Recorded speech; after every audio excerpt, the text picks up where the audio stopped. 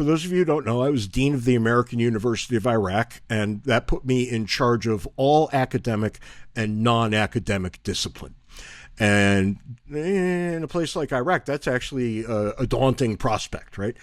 Anyway, one of the things I was responsible for was attendance, and we had a draconian attendance policy that if you missed X number of classes for any reason, you were expelled. And there was no latitude here, right? And this kid comes into my office and he says, Dr. Jamez, they all called me Jamez. Dr. Jamez, I must miss class on Friday. And I called up his attendance records and I said, buddy, you know you've already missed the max. If you miss another one, I have to expel you. And he says, but I must. And I said, and I wish I hadn't, because I could have just said the rules are the rules and to hell with you. But like an idiot, I thought, well, maybe there's a special circumstance that we'll have to address. And I said, well, what's so important that you can't come to school? And he said, last week I killed a man. Uh-oh. Yeah, here we are.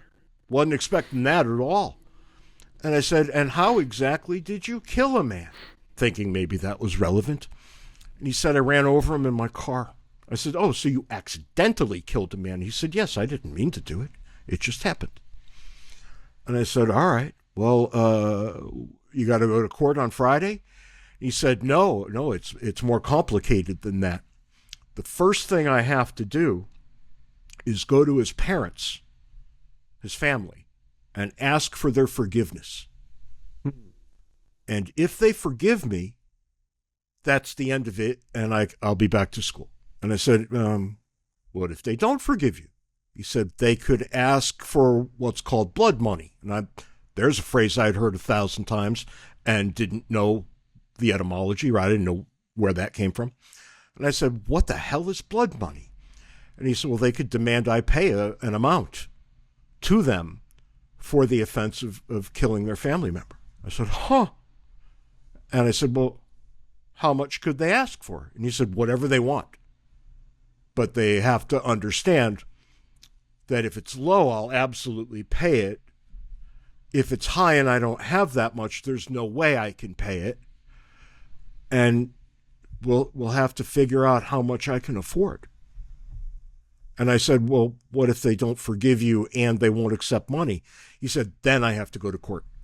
How interesting. And that flies in the face, I look at that, course. To me, that looks like a much more civilized system than what we have.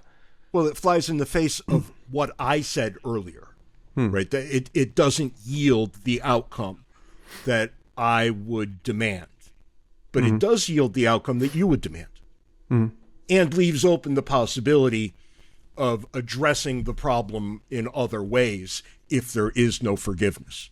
Right. Then society gets involved. Yeah, and you can incentivize financially forgiveness, which is fascinating, right? Yeah. Do you really want to have financial forgiveness? Well, it's better than no forgiveness at all, I guess.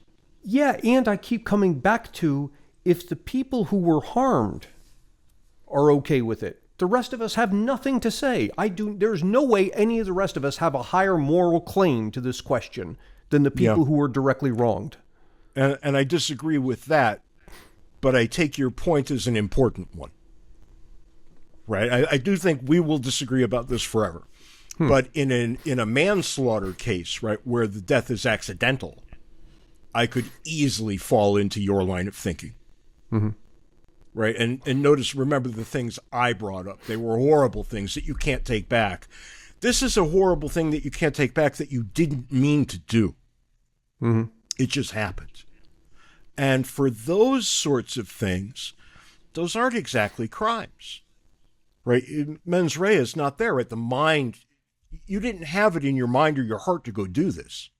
You may have acted impulsively or inappropriately, irresponsibly, but you didn't say, today I'm going to go out and run a guy over. Right. And that seems to matter. I don't know how far down the line it has to matter, but it does seem to matter. I'll give you one more institution that I learned about when I was there that I think is utterly fascinating.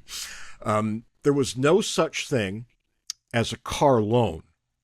So you had to pay cash for every car you bought. There was no such thing as a mortgage either, but we'll leave that for another day. You could, the long and short of it is you couldn't borrow money, but that's not the important part. You could also not insure your possessions against a loss. So there was no auto insurance. Mm-hmm. Now, you could see where that's going to be a disaster. Right? That's going to be a disaster. And I saw a car accident the first couple of days I was there, and I was with an Iraqi, and he said, "Oh, let's watch. This will be interesting to you." And I said, "Okay."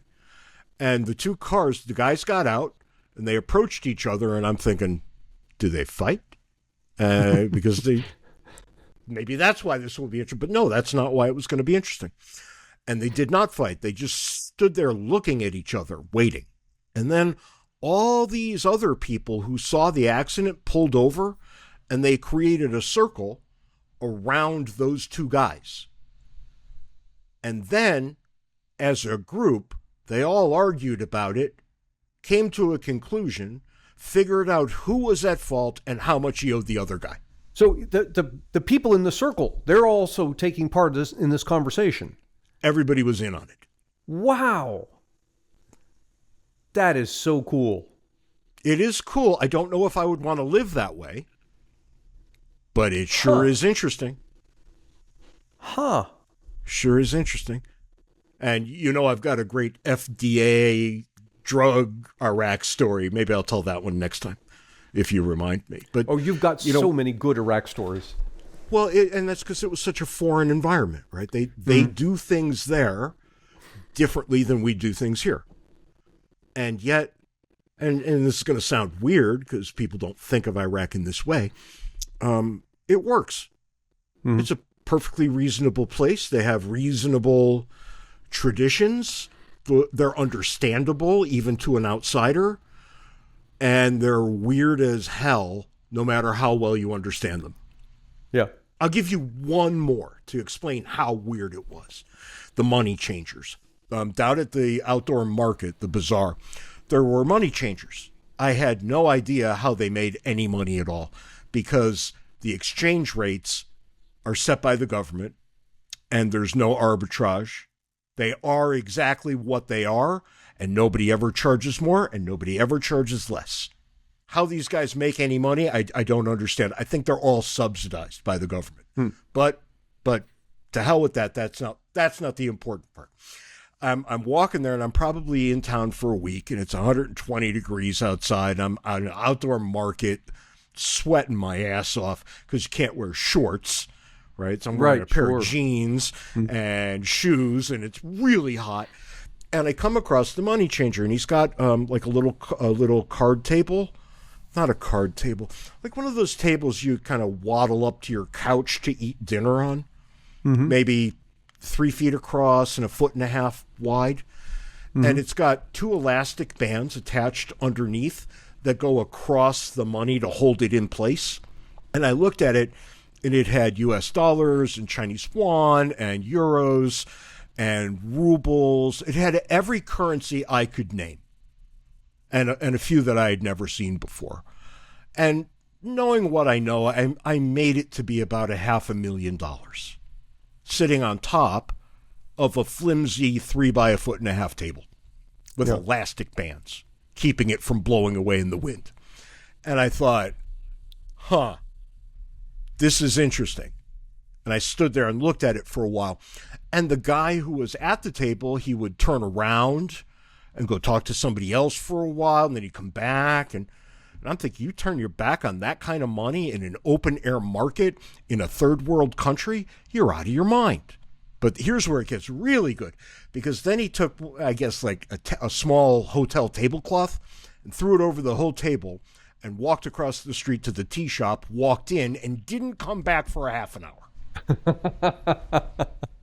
I know he didn't come back for a half an hour because I sat there watching the entire time. Nobody even looked at the table. There was the average middle-class family was living on $300 a month. He had $500,000 on that table.